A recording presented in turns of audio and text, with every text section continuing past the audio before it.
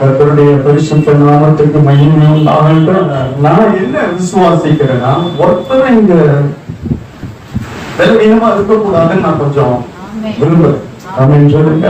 ஆனா எல்லாருமே அந்த பலவீனம் தாக்கி கொண்டுதான் இருக்குது. அதுதான் இல்லையா?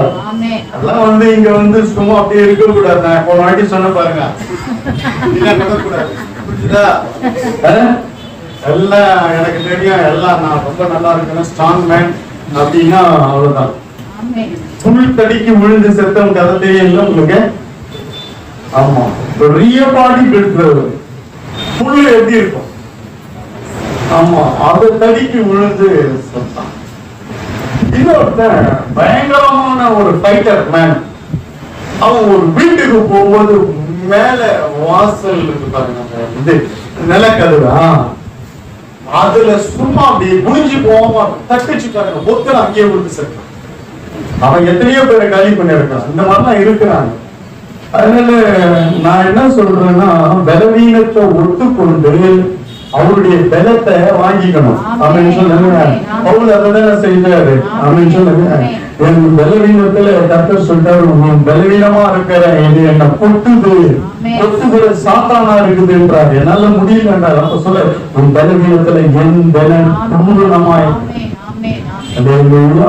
அப்படி பலனை வாங்கிக்கணும். நம்மளுக்கு ஏதோ ஒரு விதத்துல சோர்வு வருது, பலவீனம் வருது, எங்கேயோ போய் சோர்ந்து பட்டுக்கிறோம், டாக்டருக்கு பல ஆயிரங்களை செலவு பண்றோம். இப்படி நிறைய நம் வாழ்க்கையில வருகிறது போராட்டங்கள், அதுலயும் மேற்கொள்ள முடியல. இப்படி ஆவிக்குரிய வாழ்க்கையில, உலக வாழ்க்கையில நம்மள பலவீனம் தாக்கி கொண்டுதான் இருக்கிறது.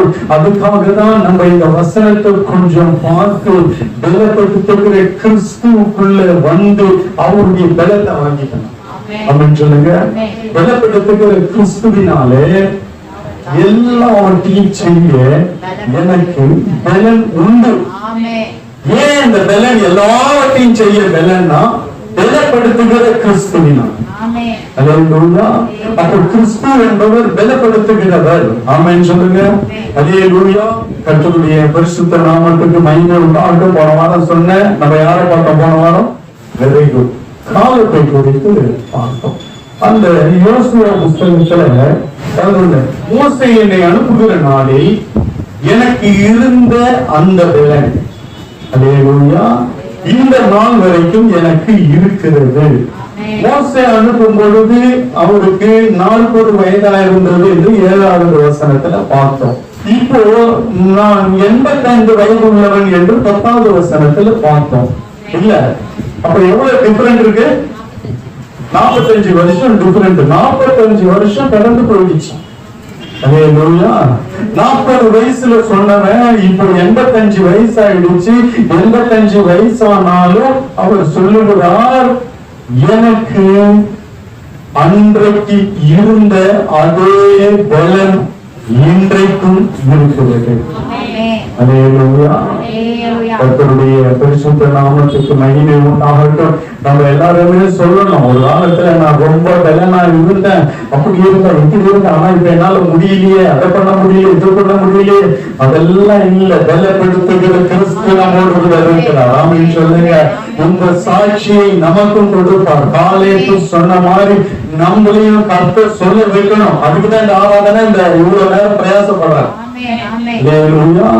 மோசே என்னை அனுப்புகிற நாளில் எனக்கு இருந்த அந்த பலன் இந்த நாள் வரை எனக்கு இருக்கிறது. கர்த்தருடைய பரிசுத்த நாமத்துக்கு மகிமை உண்டாகட்டும். காரணம் என்ன என்பதை நான் என்னாகமத்தில் சொன்னேன். அவன் வேற ஆவி உள்ளவன், கர்த்தரை உத்தமமாய் பின்பற்றினான். கர்த்தரை உத்தமமாய் பின்பற்றுகிறவர்களுக்குள்ளே ஒரு பலன். மற்ற எல்லா மனுஷ ஆவியும் சொல்லிச்சு, அந்த கானான்ல பெரிய பெரிய ராட்சகர்கள் இருக்கிறாங்க, பெரிய பெரிய மனுஷர்கள் இருக்கிறாங்க. அவங்க பார்வைக்கு நாங்க வெட்டுக்கிளிய போல இருந்தோம், அங்க போனா நாங்க அழிஞ்சிருவோம்னு சொல்லி அவங்க மனுஷிக ஆவியில பேசினாங்க. ஆனா இந்த மனுஷன் கர்த்தருடைய ஆவியினால பேசினான். இல்ல, கர்த்தர் நமக்கு வாக்கு பண்ண தேசம் உண்மையிலே அது பாலும் தேனும் ஓடுகிற தேசம், அது கர்த்தர் நமக்கு கொடுத்த தேசம். அதை நாம் சுலபமாய் சுதந்திரித்துக் கொள்ளலாம். அவர்களை காத்த நிழல் அவர்களை விட்டு போயிட்டு நம்ம உடனே போய் அதை ஜெயித்துக் கொள்ளலாம் என்று சொல்லுகிறார். எல்லா மக்களே இதெல்லாம் நான் உங்களுக்கு காண்பித்து கொடுத்தேன். கர்த்தருடைய பரிசுத்த நாமத்துக்கு மகிமை உண்டாகட்டும். இப்போ அந்த யோசுவா 14 வருஷங்க. ஆதலால் கேனாசியான் ஆண்டவர் எப்புன்னேயின் குமாரனாகிய காலே இஸ்ரவேலின் தேவனாகிய கர்த்தரை உத்தமமாய் பின்பற்றினபடியினால் இந்நாள் மட்டும் இருக்கிறபடி எபிரோன் அவனுக்கு சுதந்திரமாயிற்று. காலே இஸ்ரவேலின் தேவனாகிய கர்த்தரை உத்தமமாய் பின்பற்றினார். வழி விலகும் பொழுது வெள்ளத்தை இழக்கிறோம். அதை குறிச்சுதான் இப்ப பேச போறோம். சிம்சோனை குறிச்சு எடுத்தது. வழி விலகாம உத்தமமாய் பின்பற்றினா எத்தனை வயசானாலும் கர்த்தருடைய பலன் நமக்கு எப்பொழுதும் இருக்கும். ஆமென் சொல்லுங்க. அல்லேலூயா. கர்த்தர் பலப்படுத்துறாருன்னா எல்லாத்தையும் நம்மளால செய்ய முடியும். அல்லேலூயா. கர்த்தருடைய பரிசுத்த நாமத்துக்கு மகிமை உண்டாகட்டும். இப்பொழுது நியாயாதிபதிகளின் புஸ்தகத்தை நாம் திருப்பி சொல்லிட்டோம். 13வது அதிகாரத்துல நாம் மேல்வட்டமா சொல்லிட்டு அப்புறமா வசனம் சொல்ல அப்போ வாசிச்சா போதும். 5வது வசனத்துல அங்க மனோவாவுக்கும் அவருடைய மனைவிக்கும் சொல்லப்படுகிற வார்த்தை, நீ ஒரு குமாரனை பெறுவாய் என்று கர்த்தருடைய தூதனானவர் அங்கே சொல்லுகிறார். அங்கே சொல்லி ஒரு குமாரன் அவன் இஸ்ரவேலை 4வது வசனத்துல, அந்த வசனத்தை மாத்திரம் வாசிக்கலாம். கர்ப்பம் தரித்து ஒரு குமாரனை பெறுவாய், அவன் தலையின் மேல் சமரகம் கத்திப்படலாகாது.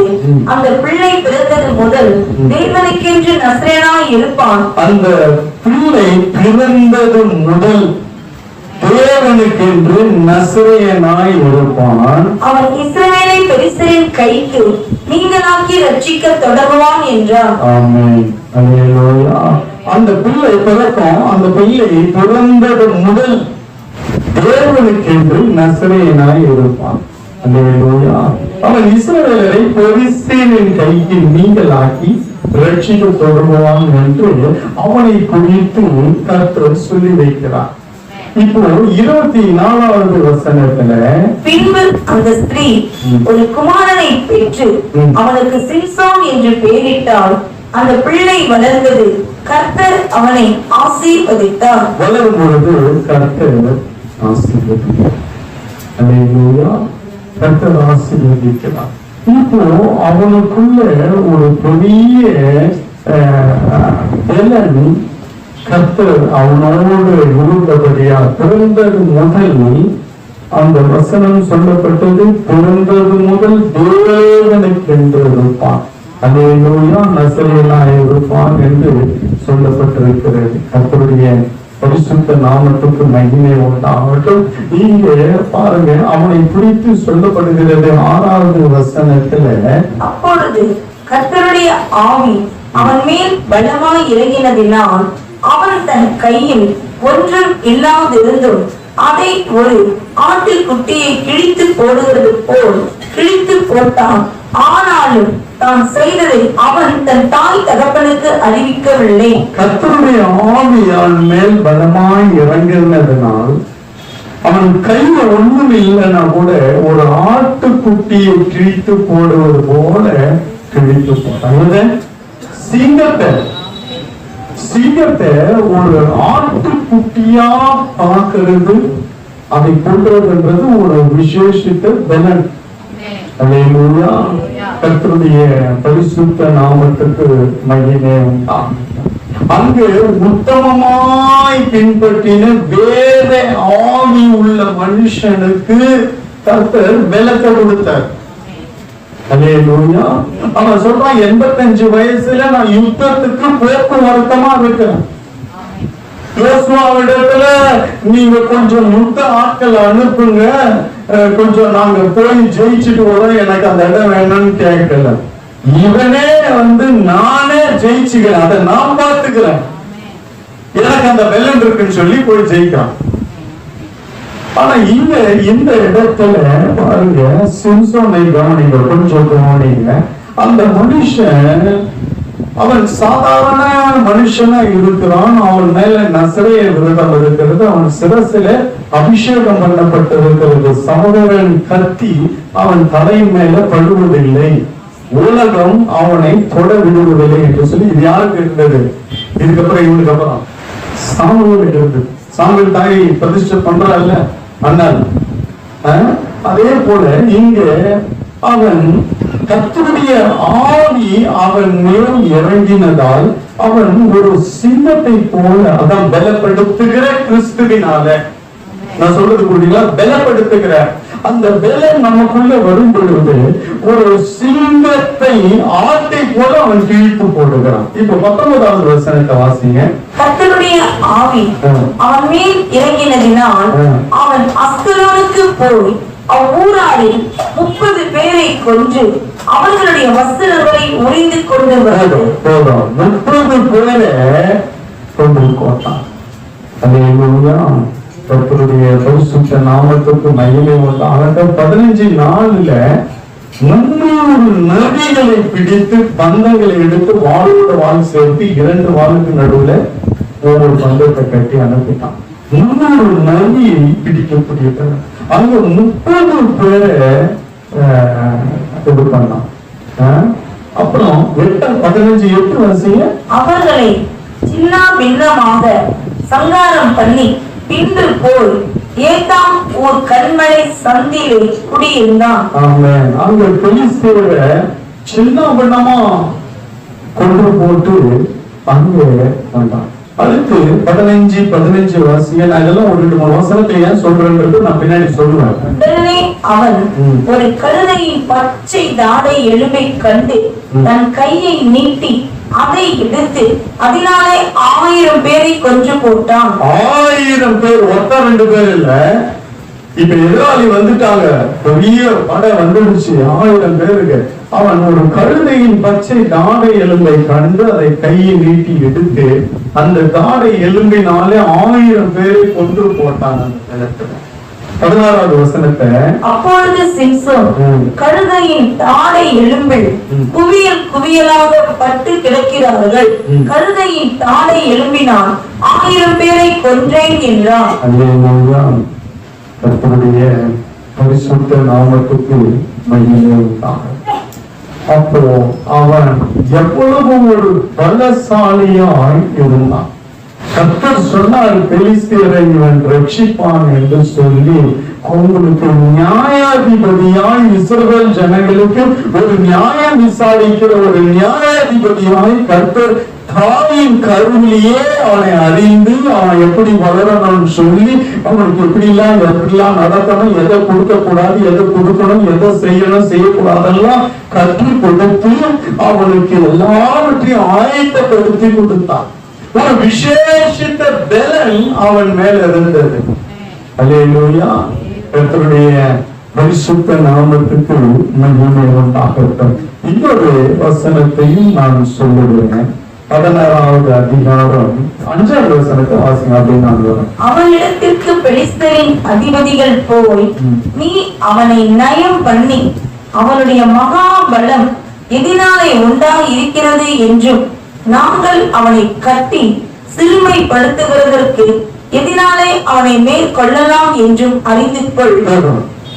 அப்போ அங்க இருக்கிற பெலிஸ்தியர்லாம் அவனுடைய மகா பலன் எப்படி வருது என்பதை அறியாம இருந்தாங்க. அந்த பலன் எப்படி வந்தது? கர்த்தருடைய ஆவியானவர் அவன் மேல இறங்கி அந்த பலத்தினாலே எல்லாருக்கும் செய்யும். அல்லேலூயா. அவனுடைய மகா பலன் எப்படி வந்தது என்று எல்லாருக்கும் ஆச்சரியம். எப்படி இவன் இப்படி பண்றான்? 1000 பேர் வந்தாலும் இவன் ஒரு ஆள் நிக்கிறானே. அல்லேலூயா. கர்த்தருடைய பரிசுத்த நாமத்துக்கு 16:9 வாசிங்க. இருக்கிறவர்கள் அறை வீட்டிலே காத்திருக்கும் போது அவள், சிம்சோனே, பெலிஸ்தர் உன்மேல் வந்து விட்டார்கள் என்றாள். அப்பொழுது சணல் நூல் ஆனது நெருப்புப்பட்ட உடனே இற்று போகிறது போல அவன் அந்த கயிறுகளை அறுத்து போட்டான். அவன் பலம் இன்னதினாலே உண்டாயிருக்கிறது என்று அறியப்படவில்லை. அவன் பலம் பாருங்க, அந்த போடப்பட்டிருக்கிறது இன்னதினாலே உண்டாயிருக்கிறது என்று அறியப்படவில்லை. யாருக்கும் தெரியல அவனுக்கு பலம் எங்க இருந்து வருது, எப்படி வருது, அவன் எப்படி இவ்வளவு பயங்கரமா நமக்கு எழும்புகிறான், நம்முடைய ஜனங்களுக்கு விரோதமா எழும்புகிறான் என்று சொல்லி அவங்களுக்கு ஒன்றும் புரியல.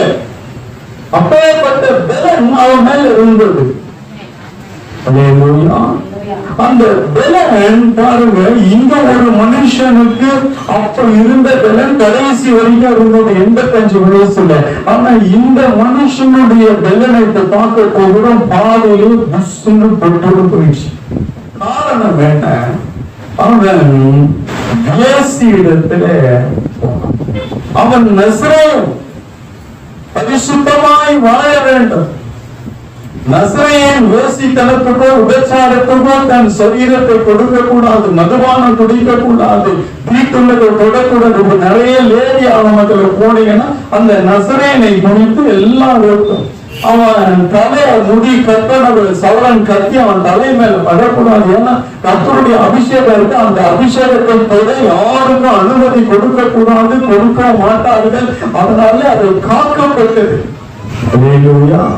அவன் பலன், நான் எல்லா வசனம்னா வசனம் சொல்ல காரணம், அவ்வளவு பலமா இருந்தவன், அத்தனை பேரை கொன்று போட்டவன், வாசல் நிறைய பேர்த்து கொண்டு தோல்களை வச்சுட்டு போறான். இன்னொரு வசனம் கொடுக்கிறது, அவனை கட்டுறாங்க, கட்ட முடியல, நெருப்புல நூல் கட்ட அருந்து விழுந்து அந்த மாதிரி அருந்து விழுந்து, அந்த மாதிரி ஒரு பெரிய பலசாலி.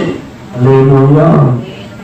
கர்த்தருடைய பரிசுத்த நாமத்துக்கு மகிமை உண்டாம். இன்னொரு வசனத்துல கூட 12 வாசிங்கள 16, 12. அப்பொழுது தெலீலா புது கயிறுகளை வாங்கி அவைகளால் அவனை கட்டி, சிம்சோனே, பெலிஸ்தர் உன்மேல் வந்து விட்டார்கள் என்றால், பதில் இருக்கிறவர்கள் அறை வீட்டில் இருந்தார்கள். ஆனால் அவன் தன் புயங்களில் இருந்த கயிறுகளை ஒரு நூலை போல அறுத்து போட்டான். இப்படி நிறைய வாட்டி இந்த மாதிரி நடக்குது. பெலிஸ்தியர்கள் எழுப்புகிறார்கள். இவன் பாருங்க, ஒரு பெலிஸ்திய ஸ்திரீ, ஒரு தூசித்தனமான ஒரு ஸ்திரீ இடத்துல போய் தன் உறவை வைத்துக் கொண்டு அவன் கொஞ்சம் கொஞ்சமாக அவள் அதாவது எப்படி சொன்னா, அவளிடமா இவன் சாய்கிறான். இவள் அவன் இருதயத்தை முழுமையாய் கவரும்படி காரியங்கள். அந்த இடத்துல அவள் கேட்கிறாள், ஒரு பலம் எதனால் இருக்கிறது என்று கேட்கிறாங்க. எல்லாரும் வெள்ளி காசு எவ்வளவு கொடுக்குறேன்னாங்க, 1003 வெள்ளி காசு கொடுக்குறேன், அவனை எப்படியாவது மடக்கி பிடிக்கணும். அவன் பலன் எதனால வருது தெரியலன்னா இவன் கேட்கிறான், உன் பலம் எதனால வருதுன்னா இவன் ஒன்னொன்னா சொல்றான், சும்மா சொல்றான், மாத்தி மாத்தி சொல்றான். ஆனாலும் அவனை பிடிக்க முடியல. கடைசியா அந்த ஸ்திரீ அவன் உள்ளத்தை, இருதயத்தை ரொம்ப நெருக்கி, அதாவது 16வது வசனம் வாசிங்க. இப்படி அவனை தினம் தினம் தன் வார்த்தைகளினாலே நெருக்கி அலட்டி கொண்டிருக்கிறதுனால் சாகத்தக்கதாய் அவன் ஆத்மா விசனப்பட்டு. பாருங்க, அந்த ஸ்திரீ இப்போ வேற ஒரு நல்ல ஸ்திரீயா இருந்தா, ஒரு நல்ல இடத்துல திருமணம் பண்ணா கணவன் நல்லா இருக்கணும், வாழணும் தான் பார்ப்பான். இந்த மாதிரி தவறான வழியில போனா உன்னை எப்போ அழிக்கணும்னு தான் பார்ப்பாங்க.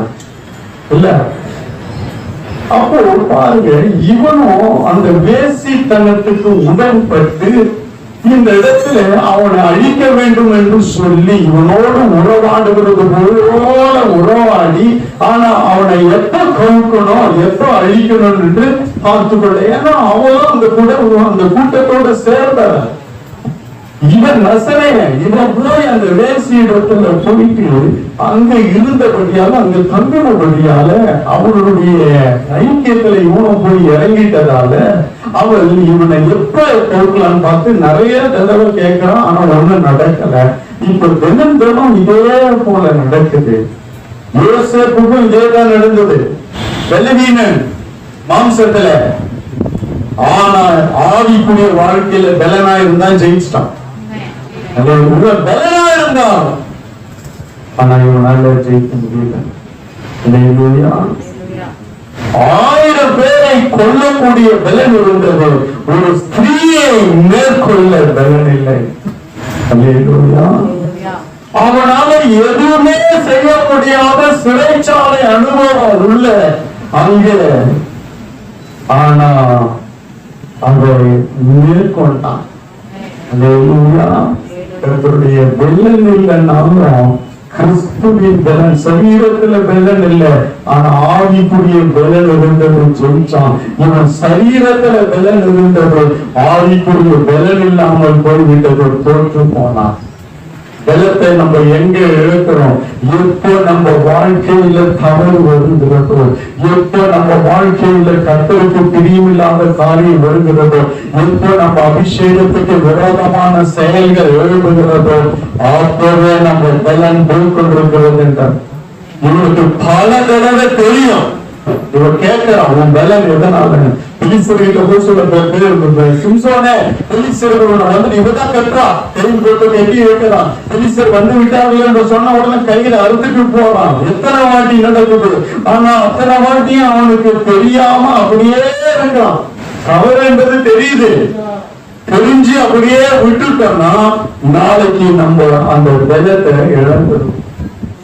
அதே போல பாருங்க, அவன் தன் இருதயத்தில் இருக்கிறது எல்லாம் அவளுக்கு 17வது வசனம், தன் இருதயத்தை எல்லாம் அவளுக்கு வெளிப்படுத்தி சவரகன் கத்தி என் தலையின் மேல் படவில்லை. நான் என் தாயின் கர்ப்பத்தில் பிறந்தது முதல் தேவனுக்கென்று நசரேயன் ஆனவன். என் தலை சிரைக்கப்பட்டால் என் பலம் என்னை விட்டு போகும். அதனாலே நான் பலலட்சியமாகி மற்ற எல்லா மனுஷரை போலும் ஆவேன் என்று அவனிடத்தில் சொன்னான். இப்போ நான் ஒண்ணு கேட்கிறேன். சிம்சோன் என்றால படத்துல அதுல இதெல்லாம் காய்ப்பாங்க, நல்லா ஹைட்டா இல்ல, 1000 பேரை கொண்டு போகும். அது அவனுடைய சரீரத்துல இருந்த பலனா இல்ல வேற என்ன பலன்? எதுல இருந்த பலன்? சரீரத்தில் இருக்கிற பலனா? சிம்சோன் ரொம்ப பலசாலின்றாங்க. அவன் மாம்சத்தில் இருந்த பலனாரு ஆவிக்குரிய, அவன் தலையின் மேல இருந்தது. அவன் நசரேயன்.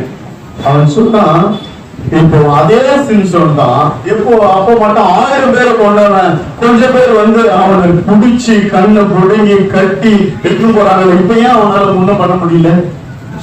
அதே மாம்சம் தானே, அதே சரீரம் தானே, அதே வெயிட் லைட் தானே. இப்ப என்ன உடம்பு சரியில்லாம பட்ட படிக்க ஆகி ரொம்ப நோஞ்சானா போயிட்டானா? கர்த்தருடைய பலன் இல்ல, கர்த்தருடைய பலன் இல்ல. அப்ப கர்த்தருடைய பலன் இருந்தது. அவன் நசரேயனா இருந்தான், கர்த்தருக்காக தேவனுக்காக வைராக்கியமா இருந்தான். அவன் சிரசின் மேல வைக்கப்பட்ட அபிஷேகத்தை யாரும் தொட அனுமதி மறக்கல. அதை ஜாக்கிரதையா காத்து கொண்டான். பலன் எங்க போச்சு? வேசியின் மடியில போயிடுச்சு. அல்லேலூயா.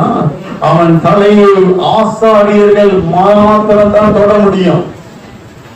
ஆசாரியர்கள் மாத்திரம் தொடக்கூடிய தலையை ஒரு வேசி எப்ப தொட்டாலோ அப்பொழுதே அவன் பலன் போயிற்று. அந்த மனுஷன் கர்த்தருக்காக வேற ஆதி உள்ள மனுஷன், கர்த்தரை உத்தமமாய் பின்பற்றின மனுஷன், எப்ப தன் உத்தமத்தை இந்த மனுஷன் தவறினானோ, கர்த்தரை பின்பற்றாமல் விலகினானோ, கர்த்தர் அழைத்த நோக்கத்தையும் திட்டத்தையும் சித்தத்தையும் உடைத்தானோ, அப்பவே அவன் மேல் வைக்கப்பட்ட பலன் அவனை விட்டு போயிட்டு. அந்த வசனம் சொல்லுகிறது 17 வாசிங்க. தன் இருதயத்தை எல்லாம் அவளுக்கு வெளிப்படுத்தி சமரகன் கத்தி என் தலையின் மேல் படவில்லை. நான் என் தாயின் கர்ப்பத்தில் பிறந்தது முதல்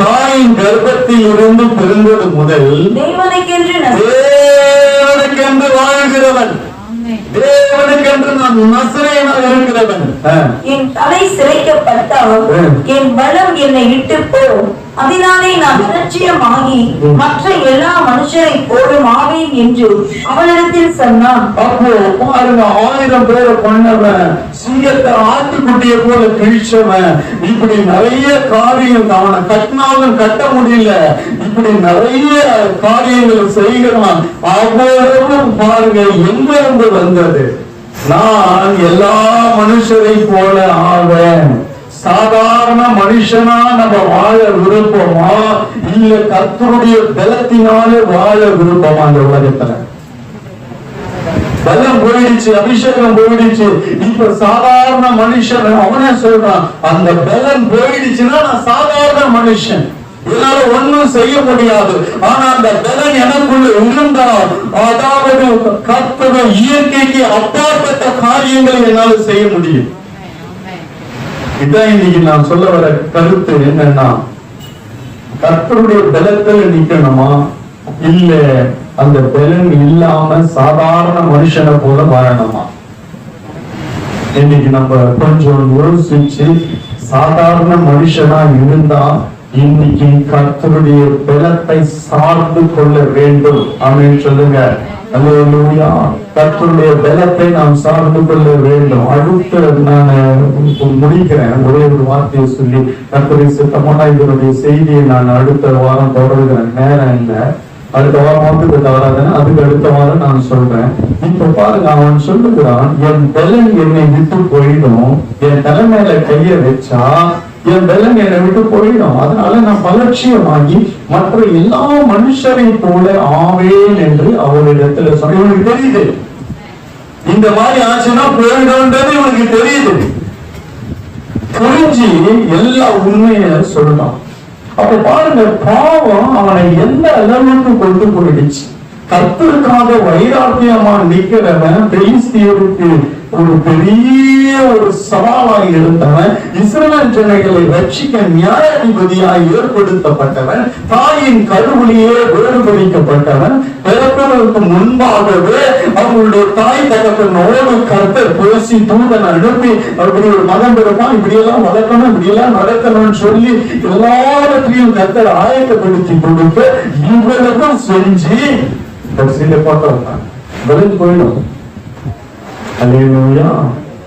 நம்முடைய பலன் நம்ம தரம் நல்லா இருக்கு. அல்லேலூயா. எல்லாருமே இருக்கு. எப்போ ரட்சிக்கப்பட்டோமோ, ஆண்டவரை ஏற்றுக்கொண்டோமோ, அப்பவே நம்ம தலை மேல கர்த்தர் அபிஷேகத்தை வைக்கிறார். அல்லேலூயா. கர்த்தருடைய பரிசுத்த நாமத்துக்கு மகிமை உண்டாகட்டும்.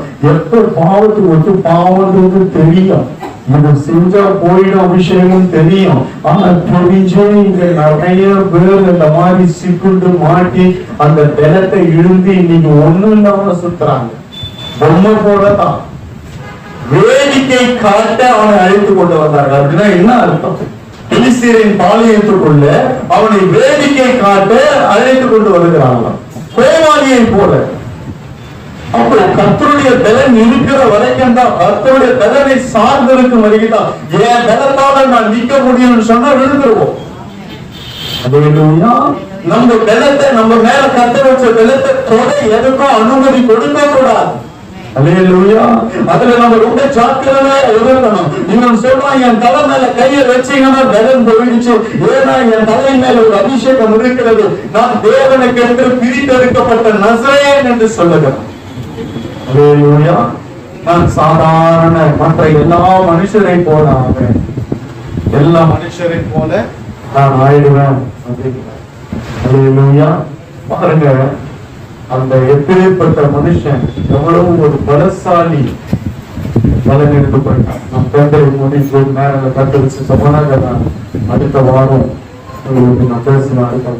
அன்னை பகவத்தினாலே இயேசு கிறிஸ்துவின் நாமத்தில் உடைய சமூகத்துல வருகிறோம். கர்த்தாவே, நீ சொன்ன வார்த்தையின்படி திடப்படுத்துகிற கிறிஸ்துவினாலே எல்லாவற்றையும் செய்ய ஆண்டவரே, அந்த கொடுத்த பலனை கர்த்தாவே எல்லாவற்றையும் உமக்காக செய்யணும் ஆண்டவரே. ஆண்டவரே, எங்க பலன் ஆண்டவரே கர்த்தாவே பாவத்துல நிற்கக்கூடாது, பாவத்துல விழுந்துடக்கூடாது ஆண்டவரே. பாவம் வரும்பொழுது பலனை ஒரு மனுஷன் இழக்கிறான் ஆண்டவரே. உத்தமமாய் பின்பற்றும் பொழுது அந்த பலன் கடைசி வரை இருக்கிறது ஆண்டவரே. நாங்கள் எப்பொழுதும் உத்தமமாய் பின்பற்ற என் தேவன் எங்களுக்கு இரக்கம் செய்யணுமா. எல்லா துதிக நம்மையும் நமக்கு இயேசுவின் மூலத்தினாலே.